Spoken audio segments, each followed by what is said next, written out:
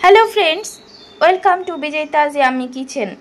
আজ আমরা দেখতে চলেছি গরমকালের একদম অনবদ্য চারাপোনা মাছের ঝোল, অথবা বাটা মাছ দিয়েও আপনারা করতে পারেন। আসুন দেখে নিই এই রেসিপিটি দেখতেও যেমন সুন্দর, খেতেও তেমনই সুস্বাদু, আর এটা চটজলদি তৈরিও হয়ে যায়। আমরা কি করে আজকে এই রেসিপি তৈরি করতে আমাদের কি কি ইনগ্রেডিয়েন্টস লাগছে আপনাদের সাথে শেয়ার করছি।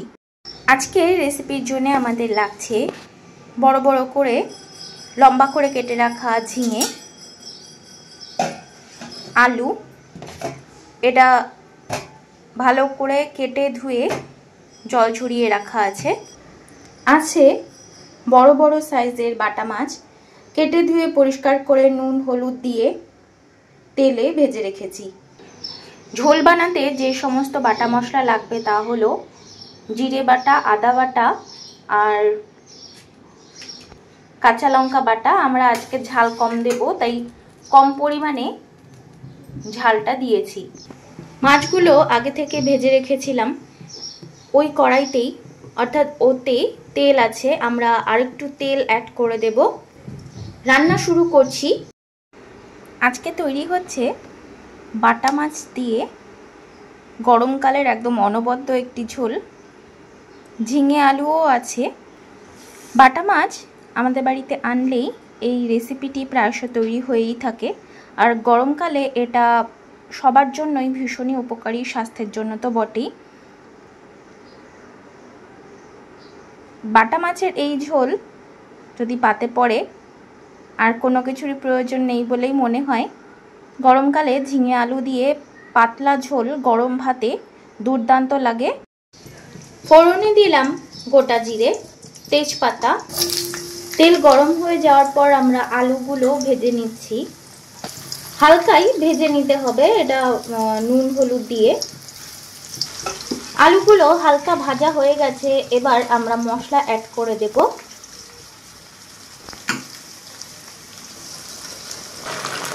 সামান্য পরিমাণ নুন দিয়ে আমরা আলুগুলো ভাজছিলাম। এখন স্বাদ অনুযায়ী নুন দিলাম মশলাগুলো দেওয়ার পরে। হাফ কষানো হয়েছে, এটা পরিমাণ মতো হলুদ গুঁড়ো। আজকে আমরা সবজি দিয়ে মাছের ঝোল অর্থাৎ বাটা মাছের ঝোল বানাচ্ছি। এবার ঝিঙেটা দিয়ে দিলাম। ঝিঙেটা একটু সেদ্ধ হবে, একটু জলও বেরোবে। কতটা জল বেরোচ্ছে দেখে নিয়ে তারপর ঝোলের জন্য আমরা জল অ্যাড করব। ঢাকা দিয়ে রাখছি, এতে করে ঝিঙের থেকে যতটা জল বেরোনোর বেরিয়ে যাবে।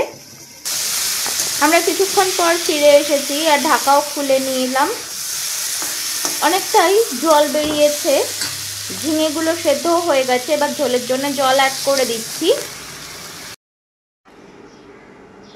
এই রেসিপিটি বাটা মাছ অথবা চারাপোনা মাছ দিয়ে হালকা পাতলাভাবে করলেই বেশি ভালো লাগে, আর যে কোনো মানুষ এই ঝোল খেতেই পারে বা এই মাছগুলো খেতেই পারে। কেউ খেতে পারে না বলে তো আমার মনে হয় না। অসুস্থ ব্যক্তিরাও এটা নির্দ্বিধায় খেতে পারবেন। তেল ঝাল মশলা ভীষণই হালকা করেই আছে এতে।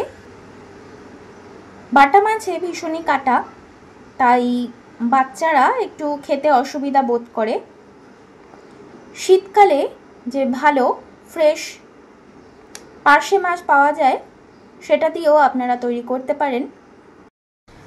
দেখুন এটা বয়েলডও শুরু হয়ে গেছে। এবার ভেজে রাখা বাটা মাছগুলো এতে অ্যাড করে দেব একে একে।